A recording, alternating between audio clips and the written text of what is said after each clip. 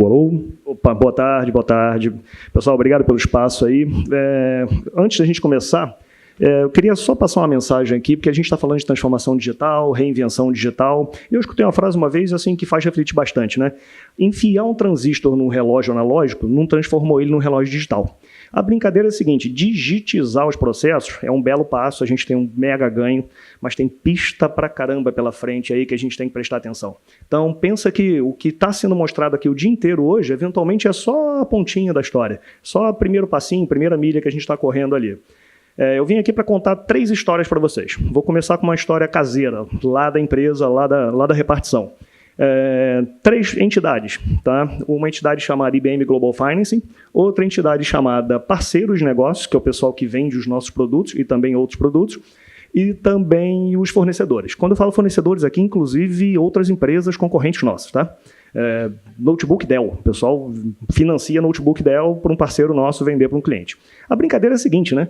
A IBM Global Finance financia e pagando isso, obviamente, para a Dell, e o nosso parceiro entrega para o cliente. Cada um está usando seu sisteminha aí. No final das contas, só em disputa, só em reconciliação, só em consistência, tinha uma média de $100 milhões aproximadamente presos aí. Na média de mercado, assim, tem uma média geral de working capital, né, aproveitamento de working capital, na casa de 9,5%. É mais ou menos onde gira o nosso, 9,65%, alguma coisa assim. Então, vocês façam a conta aí, que eu sou de humanas, se eu tentar fazer vai dar rolo. O quanto de dinheiro quanto esse dinheiro preso poderia estar fazendo dinheiro. A abordagem, obviamente, foi pegar essa cadeia, cada um com seu sisteminha, cada um com seu pedaço do processo, e jogar isso numa plataforma que é blockchain, né? A gente nem está falando disso pouca coisa hoje, mas no final das contas é uma rede permissionada com aqueles princípios básicos do blockchain. A pessoa só vê o que pode, conforme a transação. Se eu tenho 18 parceiros, 38 fornecedores e IBM Global Finance lá no meio, inclusive com regionais diferentes, se só 3 pessoas podem ver aquela informação, está ali a rede permissionada, a característica intrínseca do blockchain fornece isso para a gente. Mas o mais legal é o seguinte: lembra aquela história dos $100 milhões? Eles ficavam presos aproximadamente por 40 dias. Tá? O tempo de resolução de disputas ficava na casa de 40 dias. Isso foi reduzido para 10 dias, isso no primeiro ano de operação. Tá? Porque hoje a informação que eu tenho é que esse negócio já foi para 2 dias, 1 dia e meio, 2 dias. Então, se um parceiro disse que não recebeu, que o cliente dele não recebeu o produto ou coisa parecida, em menos de 2 dias essa disputa está resolvida, e a tendência, obviamente, que isso se torne cada vez mais real time, né? E aquele aproveitamento de working capital ali de 40%, isso representaria fatia daqueles 100 milhões, né? Hoje a gente já está com um número de $100 milhões de reaproveitamento de working capital, ou seja, fluxo de caixa na veia, dinheiro fazendo dinheiro. Outra historinha que eu quero contar para vocês, vamos falar de comida. Comida tem de respeito a todo mundo, combustível para o corpo, combustível para a alma até muitas vezes. Food Trust, uma historinha que começou com uma caixinha de manga fatiada e terminou hoje numa mega cadeia que ataca 4 grandes problemas. A gente está falando de segurança de saúde, de segurança alimentar, a quantidade de pessoas que acabam se infectando, né, com comida estragada. A gente está falando de ineficiência da cadeia de suprimentos, que isso aí é bem latente em uma série de casos que a gente viu hoje. Desperdício de comida e fraude. Quem me garante que o peixe que está chegando ali, que eu estou pegando no mercado, é o peixinho que saiu do Mar do Norte, por exemplo? Então, como é que a gente ataca isso, né? A cadeia tradicional que a gente está acostumado é isso aí, tudo que já foi falado hoje, nem vou me prolongar aqui. A gente está falando de pontos isolados, com integrações não muito bem definidas, verdades distribuídas, cada um com a sua verdade, que traz o quê? Todos aqueles problemas de reconciliação e assim vai. A abordagem blockchain, como vocês já viram aqui diversas vezes, colocar esse povo todo dentro de uma cadeia que representa uma verdade única, representa uma informação única. Resultado disso, a gente ataca o problema, por exemplo, de fraude com cadeia certificada dentro do Food Trust, tá, que resolve hoje um problema, está direcionado a resolver um problema que afeta em torno de 40 bi hoje anualmente no mercado mundial. Essa a partir do processo de certificação. Fazendo um paralelo, mais cedo, antes do almoço, se falou aqui de cadeia certificada de combustível, por exemplo.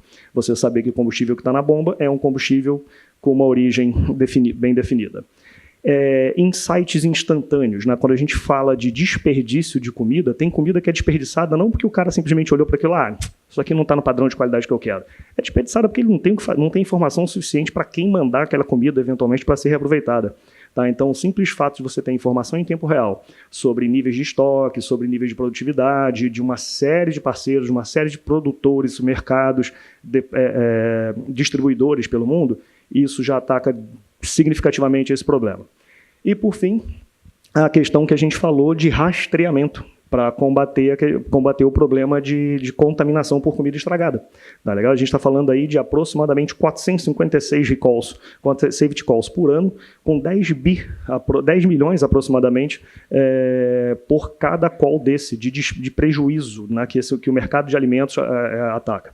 Então, falando desse rastreamento, como eu disse que essa história começou com uma caixinha de manga fatiada, entre sair de 7 dias aproximadamente para conseguir identificar qual manga teria dado a infecção estomacal na pessoa, para 2,2 segundos faz uma diferença enorme em você conseguir retirar aquele produto da prateleira, você conseguir reduzir o prejuízo, reduzir principalmente, obviamente, o prejuízo humano, né, de contaminar pessoas, colocar pessoas doentes no hospital. Tá? Essa era uma historinha. E a outra historinha também, que na verdade, desculpa, não terminou a história ainda não. Esse ponto aqui que eu queria apresentar para vocês não é nem a ver com, tem nem a ver, o mais importante não é o lado direito ali, né, quantos SKUs estão cadastrados e assim por diante. O mais importante é você dar uma olhada aqui do lado esquerdo, que é uma característica que se falou bastante hoje em dia, mas blockchain gera confiança em ambientes com desconfiança intrínseca. Tá? Você repara que nessa mesma cadeia eu tenho uns 4 concorrentes ali. E o cara não se opõe a isso. Tá legal? A partir do momento que você sabe que você tem benefício, você te motiva a ganhar dinheiro, te motiva a resolver um problema seu, e você sabe que você tem a segurança que o teu concorrente não vai ter informação sensível sua, estamos bem. Tá? Próxima história, TradeLens. TradeLens também foi outra iniciativa que surgiu de um pilotinho, só que aí a gente fala de container, não é uma caixinha de manga fatiada. Né? Quando a gente começa a falar de container, a coisa muda de figura. A gente está falando de comércio internacional, World Trade. A gente está falando de 16 trilhões, e 80% desses 16 trilhões que são movimentados todo ano são através de containers. Tá legal? Então, existe uma expectativa de que esse problema ele possa, assim, os problemas e os desafios em torno desse mercado, eles têm algumas oportunidades na casa de redução de 10% da complexidade logística, tá certo? E, ao mesmo tempo que a gente está reduzindo problemas de complexidade logística, a gente está criando oportunidades também, como novos mercados, novos empregos, na casa de 15%, como está descrito ali, que se espera.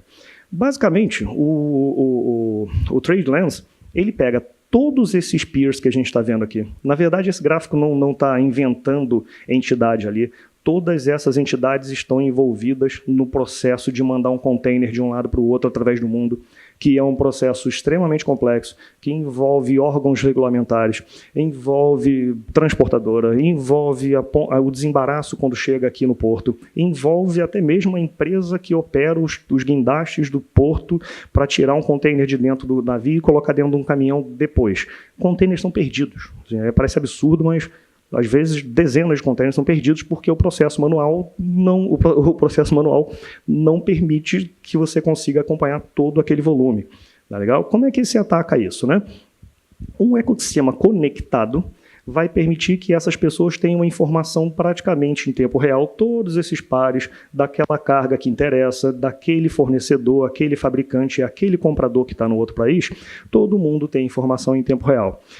Isso permite, por exemplo, na história do container perdido, talvez por uma questão de legislação, um navio que tem que passar em 2 países antes de chegar aqui em Curitiba ou chegar no Porto de Santos, seja lá onde for, esse cara, por uma legislação local em determinado país, um container não pode seguir viagem. Tá? E os caras levavam aproximadamente 35 dias para identificar cadê o bendito do container. Eles só acabavam identificando o que estava faltando quando chegava aqui depois do desembaraço. Isso já conseguiu mudar para 2 dias. Tá? Na verdade, o que acontece é, se um container não saiu, se um container, nenhuma das suas etapas não está seguindo viagem, significa, obviamente, que ele ficou naquela última etapa. Então, vamos atacar logo isso e vamos desembaraçar o problema, seja lá qual for aquele container, para ele poder seguir viagem no próximo navio que passar.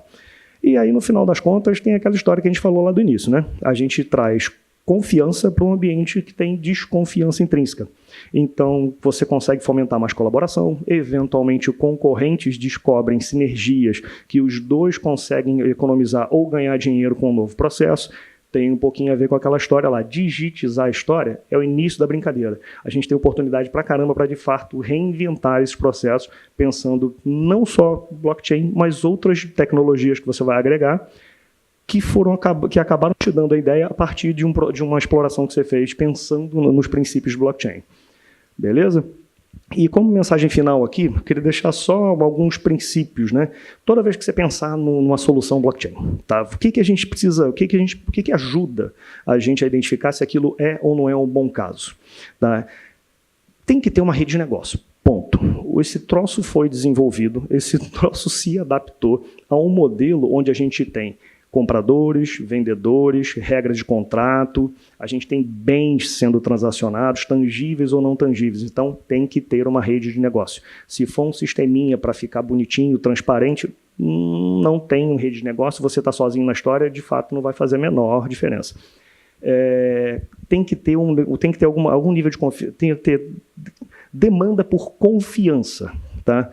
Isso é meio que intrínseco à maioria dos processos de negócio, mas pense nisso. Se a gente tem questão de consenso, se eu estou dentro de um condomínio, de um consórcio, onde as pessoas precisam acordar em algumas decisões, é um bom início também. Tente procurar casos de uso que consigam iniciar pequeno, tá? Iniciar com um caso, assim, você consiga desenvolver aquele caso de uso depois de 2 dias de exploração e o desenho de alguns user stories. O cara que é o desenvolvedor e o arquiteto vai olhar para você e falar, beleza, a gente consegue colocar isso aqui para rodar em algumas semanas. Em algumas semanas, a gente está falando de 6, a gente está falando de 8, 12 semanas, é razoável. Tá? É bem razoável a gente pensar no MVP em 12 semanas. E, principalmente, pense que esse caso de uso também, ele tem que começar pequeno. Eventualmente, a gente tem 3 pares ali só tem 3 entidades ali naquela rede, mas que ele tem espaço para crescer. Porque da mesma forma que não adianta eu estar sozinho numa rede, senão não é rede, não adianta também, talvez não tenha muito benefício também, a gente estar só com mais 2 ou 3 parceiros aqui. E aquilo ali, por definição, aquele processo não vai crescer mais que isso. Tá? Queria deixar só essas mensagens. E agradecer vocês aí. Obrigado, boa tarde.